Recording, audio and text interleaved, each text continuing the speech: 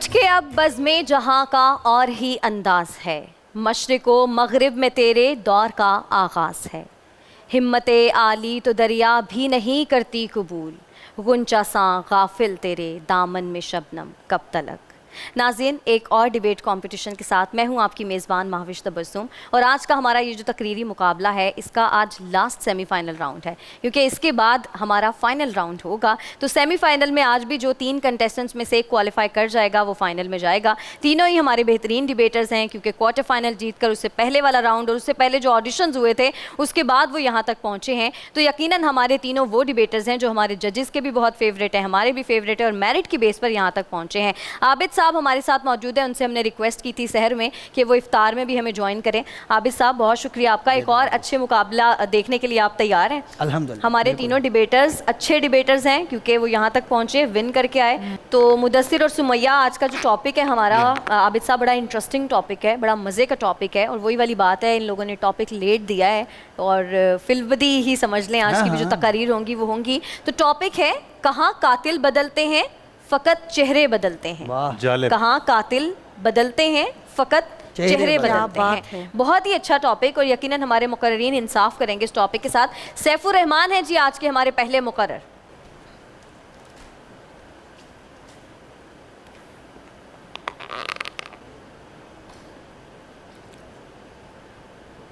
جی۔ حق کا مرغ بسمل خود پہ دھاوا بولنے والے کسائیوں کو حیران و پریشان تک رہا ہے صدر عالی وقار۔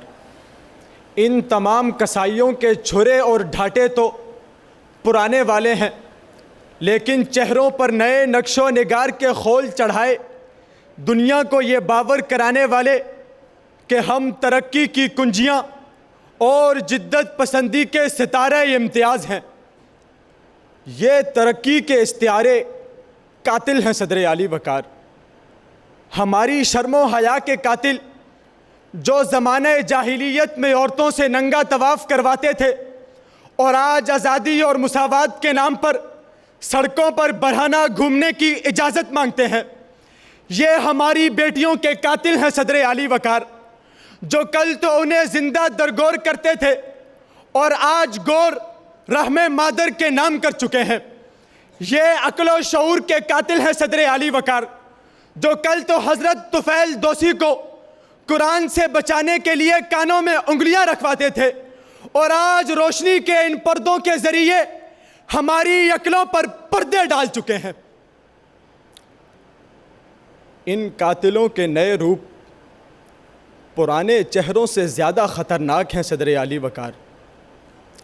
قاتل عورتوں کا بیچا جانا، نیا چہرہ جہیز، قاتل فعل قوم لوط، نیا چہرہ LGBTQ، قاتل اصنام پرستی، نیا چہرہ سب سے پہلے پاکستان، قاتل عمارت پرستی، نیا چہرہ برج الخلیفہ، قاتل ناپ تول میں کمی، نیا چہرہ اربوں کے تیل سے انہی کا معاشی استحصال، قاتل الکفر ملت واحدہ، نیا چہرہ ترکی کی مخالفت، قاتل نظام پادشاہی، نیا چہرہ قاتل نظام پادشاہی، قاتل راسپوٹین، نیا چہرہ خلائی مخلوق، قاتل ابو لولو فیروز، نیا چہرہ مسجد کا تقدس پامال کرنے والا ایک شخص کہ پرانے زخم ہیں لیکن نئے دھارے اگلتے ہیں۔ کہاں قاتل بدلتے ہیں فقط چہرے بدلتے ہیں۔ ویری نائس، زبردست سیف الرحمان۔ محسن عباس واسطی ہیں جی آج کے ہمارے اگلے مقرر۔ جی۔ زندگیاں تجھے قاتل کے حوالے کر دوں، مجھ سے یہ خون تمنا نہیں دیکھا جاتا۔ صدر ذی وقار، قتل، قاتل اور مقتول۔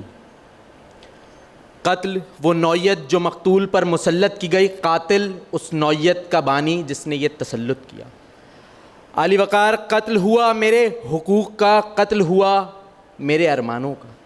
عالی وقار، قتل اس ملک میں، اس معاشرے میں جہیز کے نام پر باپ کے سر پر موجود چھت کا ہوا، تو کبھی قتل اس معاشرے میں بے اولادی کے نام پر عورت کو طلاق دے کر خدا کی قدرت کا ہوا۔ صدر ذی وقار، قتل فاطمہ جناح کا نام کسی جانور پر لکھ کر قائد اعظم کا ہوا تو کبھی بانیان پاکستان کی اولادوں کو دیوار پر کافر لکھ کر ان کی تمناؤں کا ہوا۔ صدر ذی وقار، قاتل نے، اس قتل نے کبھی مسجدوں کا رخ کیا تو کبھی قاری عمران کی صورت میں ننھی زینب کو مسل ڈالا تو کبھی ہائی وے پر بچوں کے سامنے ماں کی عصمت کا قتل کر ڈالا۔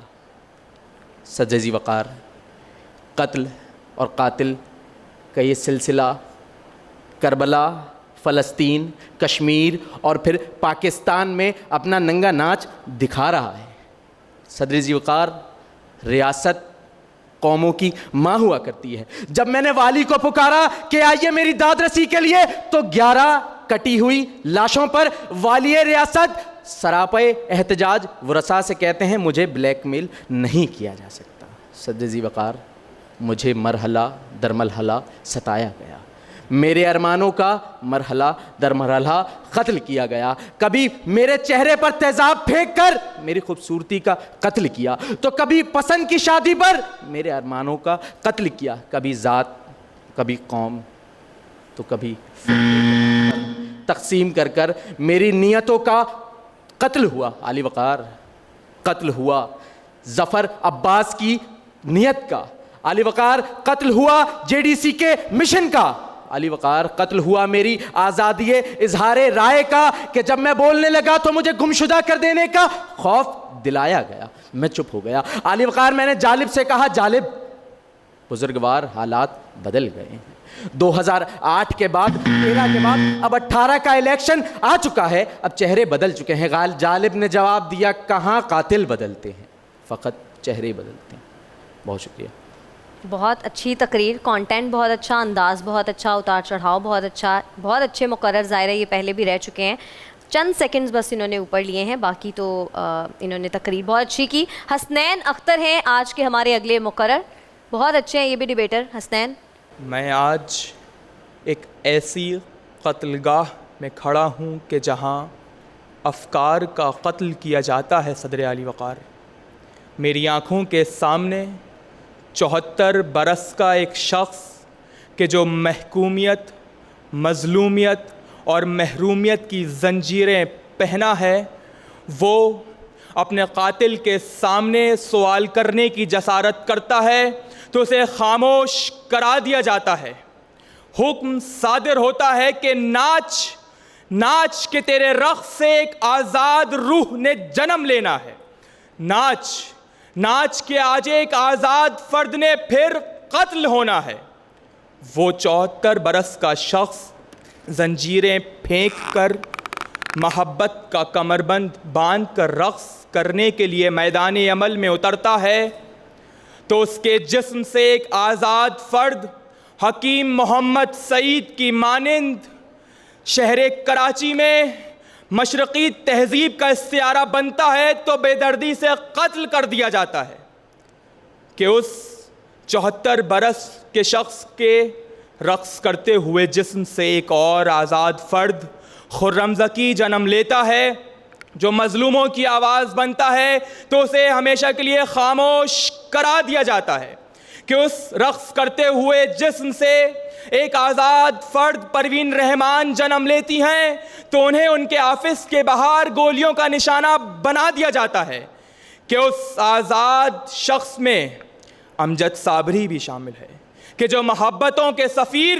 لیکن شہر کراچی میں بے دردی سے قتل کر دیے جاتے ہیں کہ اس رقص کرتے ہوئے شخص سے ایک اور آزاد فرد جنم لیتا ہے جو ولی خان بابر صحافتوں کا سفیر، اسے شہر کراچی میں بے دردی سے قتل کر دیا جاتا ہے تو وہ 74 برس کا شخص سر جھکا کر قتل ہونے والی آزاد افراد کو یہ نوید سناتا ہے، دل نہ بجھنے دو، ذرا دم بھر کو ٹھہرو دیکھنا، ان کے واڑوں ان دریچوں سے بہے گی روشنی، کیونکہ جو روشنی ہوا کرتی ہے وہ افکار کو نئی حیات بخشتی ہے۔ صدر علی وقار، بہت زبردست. حسنین یہیں ڈائس پر رک جائیں. محسن اور سیف الرحمان آپ بھی آ جائیں جناب ڈائس پر. یقیناً بہت مشکل ہوگا آپ تینوں ججز کے لیے آج فیصلہ کرنا, کیونکہ ہمارے جو تینوں ہی مقررین ہیں انہوں نے بہت اچھی تقاریر کی ہیں. حسین آپ کے اور سیف کے کمپٹیشن میں صرف وہی کانٹینٹ کا ایک تھوڑا سا فرق رہا. 0.5 سے آج کے فاتح فائنلسٹ اور 0.5 سے سیکنڈ پوزیشن پھر حسنین کی ہے. آج کے فاتح سیف الرحمان. بہت ساری تالیاں ہونی چاہیے. سیف الرحمان نے فائنل کے لیے کوالیفائی کیا, لیکن سیف آپ نے جو وہ جو استعارے کے لحاظ سے آپ نے حکیم محمد سعید اس میں سے برآمد ہوتا ہے, پروین رحمان اس میں سے برآمد ہوتی ہیں. مجھے بہت اچھا لگا. آپ کے اندر ایک بہت خوبصورت رائٹر ہے. آپ بہت اچھا عمدہ ایک تصوراتی خاکہ پیش کرتے ہیں اور اپنے کانٹینٹ کو پیش کرتے ہیں.